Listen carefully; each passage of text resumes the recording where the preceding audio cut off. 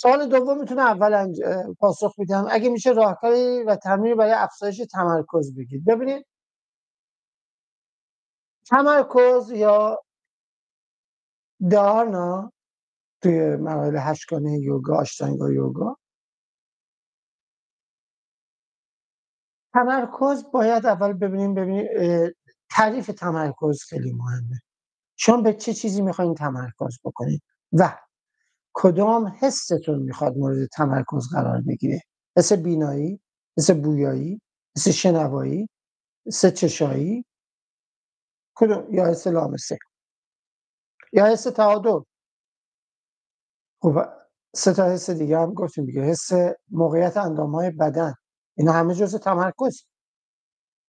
کدوم حسمون میخواد؟ بعد وقتی که میخوایم یک حس خاصی رو، چون اگه تمام حواس بخواد تمرکز انجام بده دیگه، اونجا دیگه از مرحله تمرکز و دھارنا یوگا خارج میشیم، به مرحله دیانا یا همون مدیتیشن وارد میشیم، آگاهی. من یعنی شیوه آموزشم همیشه همینه که اجازه میدم شما فکر کنید، شما به پاسخ برسید، ولی مسیر رو براتون باز میکنم. مثلا همون سوال قبلیمون دوست عزیزمون که در مورد بیقراری گفت، من یک مطلبی رو گفتم، ایشون تو این هفته میتونه روش فکر کنه، مطالعه کنه و بعد با دست پر و سوالات متنوع‌تر و شاید عمیق‌تری دوباره جلسه رو هفته آینده ادامه بده. در رابطه با شما هم همینه. تمرکز اول باید ببینید کدوم حسمون میخواد تمرکز بکنه.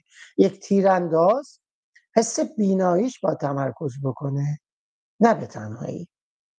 حس بیناییش هست، حس موقعیت اندام‌های بدنش هست، تمام اینها باید حواسش باشه. حتی حس جهتیابیش هم هست، یعنی باید بتونه که جهت باد رو تنظیم بکنه، تشخیص بده و موقعیت سنجی بکنه. اگه ما میخوایم در این حد تمرکز انجام بدیم، باید یک سری تمرینات تمرکزی انجام بدیم. تمرین تمرکزی که وجود داره حواس خاصی رو تربیت میکنه. مثلا تریتاکا، شما وقتی که یک شمعی رو روشن میکنید جلوی خودتون میذارید و به نور شمع تمرکز میکنید، اینجا تمرکزه. اینجا تمرکز روی حس بینایی. اما میتونید همین شمع رو پشت سر خودتون روشن کنید و اونجا تمرکز میکنید رو حس گرمایشی، یعنی حس دماغ، حس لامسه. برای هر حسی ما تمرینات خاص خودشو داره.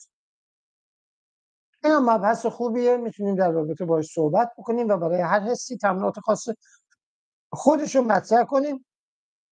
امیدوارم شما تو کامنت حتما بنویسید کدوم حس منظورتونه، البته در کل منظورتونه که بر فرض مثال میخوایم شطرنج بازی کنیم، تمرکز کامل داشته باشیم روی حرکت مهره هاست، یا میخوایم تیراندازی کنیم، تمرکز کامل روی تفنگ یا تیرکمانمون داشته باشیم.